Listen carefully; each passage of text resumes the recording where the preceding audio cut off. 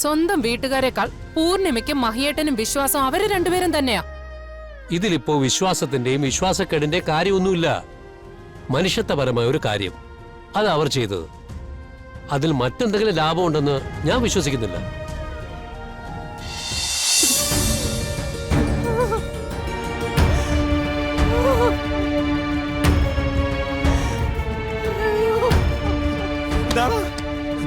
എന്താടാ നീ പറഞ്ഞേ? എന്റെ മോള് പോയെന്നോടാ? ഇല്ലടാ, ഞാനിത് വിശ്വസിക്കില്ല. എന്റെ കുഞ്ഞൊരിക്കലും അങ്ങനെ ചെയ്യില്ല. അച്ഛനെയും അമ്മയും ഞാനായിട്ട് വേദനിപ്പിക്കില്ല വേദനിപ്പിക്കില്ല വാക്ക് പറഞ്ഞുകൊണ്ടല്ലേടാ എന്റെ മോള്. അച്ഛനെയും അമ്മയും ഞാനായിട്ട് വേദനിപ്പിക്കില്ല വേദനിപ്പിക്കില്ല വാക്ക് പറഞ്ഞുകൊണ്ടല്ലേടാ എന്റെ മോള്. ഇങ്ങനെ ഒരു വേദന എന്നിട്ട് എന്റെ മോള് പോയല്ലോടാ.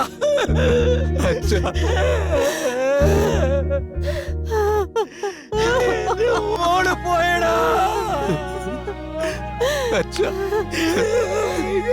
എങ്ങനെ സഹിക്കൂ?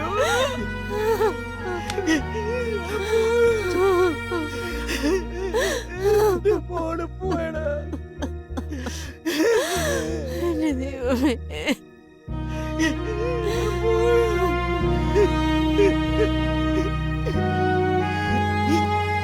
അത് ശരിയാക്കാം. കുഴപ്പമില്ല. സിസ്റ്റർ, ഇവിടെ ആസിഡ് കുടിച്ചൊരു കേസ് കൊണ്ടുവന്നില്ലേ? അമ്മേ, ദേ സി വന്നിട്ടുണ്ട്. ഐസിയിലാണോ? ഓക്കെ.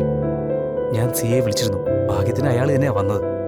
മോളിൽ നിന്ന് ആരും വിളിച്ചില്ലെങ്കിൽ ഒന്നും പേടിക്കാനില്ലെന്ന് പറഞ്ഞിട്ടുണ്ടായിരുന്നു. ഭാഗ്യത്തിന് വിനോദ് ആരെയും വിളിച്ചിട്ടില്ലാന്ന് തോന്നുന്നു. വണ്ടി നന്നാക്കി നടക്കുന്ന ആ ചെറുക്കൻ മുകളിൽ നിന്ന് ആരെ വിളിക്കാനാ?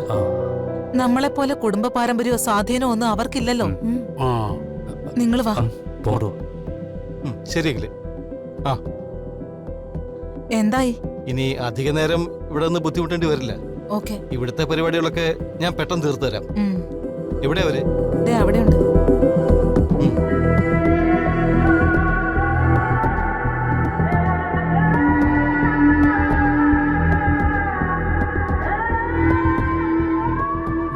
ഇവരാണ് സാർ വിനീതയുടെ അച്ഛനും അമ്മയും. ഓ, എന്താ സംഭവിച്ചതെന്ന് പറയുവോ? അതിവരെ മൊഴിയിൽ രേഖപ്പെടുത്തും. ഞാൻ പറയാം സാറേ. കുറച്ചു നാളായി വിനീതയ്ക്ക് ചില മാനസിക പ്രശ്നങ്ങളുണ്ടായിരുന്നു. അയ്യോ, പല കാര്യങ്ങൾക്കും നമ്മൾ ഒട്ടും പ്രതീക്ഷിക്കാത്ത രീതിയിലാണ് അവള് പ്രതികരിച്ചോണ്ടിരുന്നത്.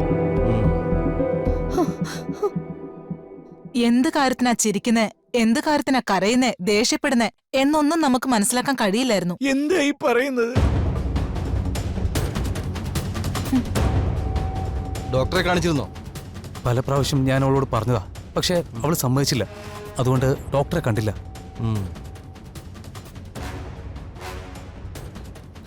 സാറേ, ഇവരീ പറയുന്നതൊക്കെ നുണയാ സാറേ. എന്റെ മോൾക്ക് ഒരു കുഴപ്പമില്ലായിരുന്നു. ഇവരെല്ലാരും കൂടി എന്റെ കുഞ്ഞിനെ കൊന്നതാ.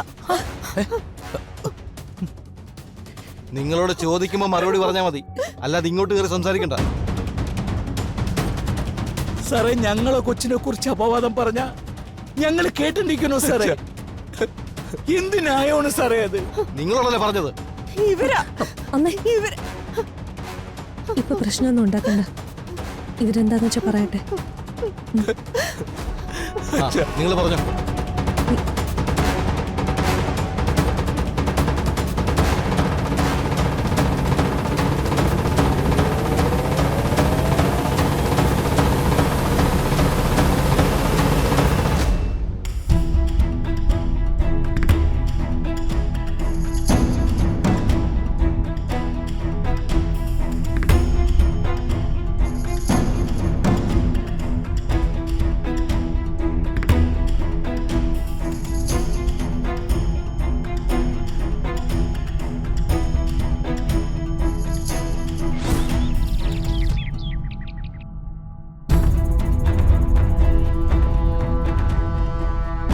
പാവം പെൺകുട്ടിയുടെ അവസ്ഥ കണ്ടിട്ട് സഹിക്കാൻ പറ്റുന്നില്ല.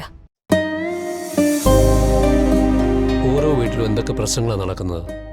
നമുക്ക് നമ്മുടെ പ്രശ്നങ്ങൾ വലുതായിട്ട് തോന്നും, മറ്റുള്ളവർക്ക് അവരുടെയും. അതെ, ഓരോ വീട്ടിലും പെൺകുട്ടികൾ അനുഭവിക്കുന്ന കണ്ടു കഴിഞ്ഞാൽ സങ്കടം തോന്നും. അതൊക്കെ ശരിയാ. പക്ഷെ ഈ ദുർഗയും കിരണും എന്ത് ഭാവിച്ചാ ഓരോന്ന് ചെന്ന് ഇടപെടുന്നത്? അവരതിനെന്ത് തെറ്റ് ചെയ്തെന്നാ നീ പറയുന്നത്? ഒരു പ്രശ്നം വരുമ്പോ സുഹൃത്തുക്കൾക്കൊപ്പം നിൽക്കുകയല്ലേ വേണ്ടത്? ഇന്ദ്രപ്രസ്ഥത്തിൽ താമസിച്ചുകൊണ്ട് അവരേത് കാര്യത്തിൽ ഇടപെട്ടാലും അത് നമ്മളെ കൂടി ബാധിക്കും. ചാനലുകൾക്കും മറ്റും ദുർഗയും കിരണും ആരും അല്ലായിരിക്കും.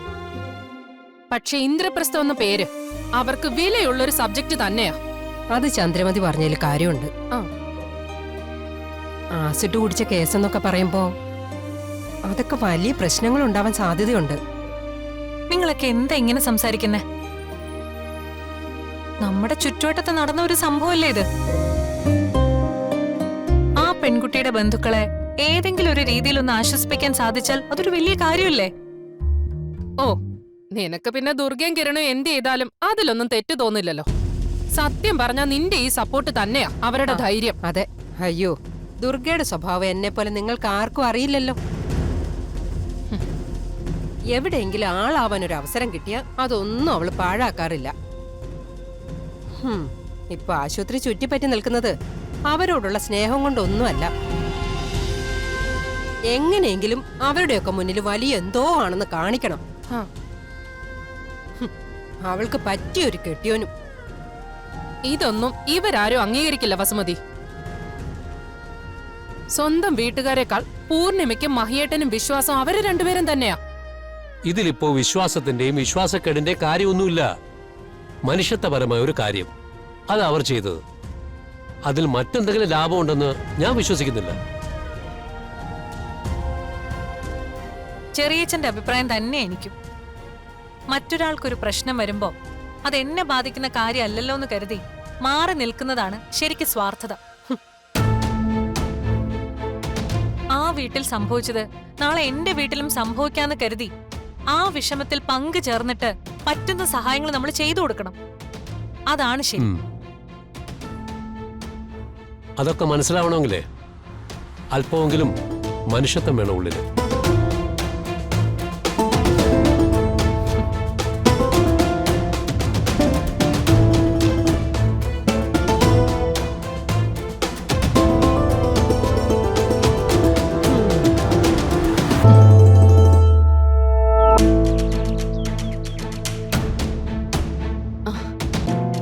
ഏയ് ഇല്ല, അങ്ങനെ ന്യൂസിൽ കാണുന്ന പ്രശ്നമൊന്നുമില്ല.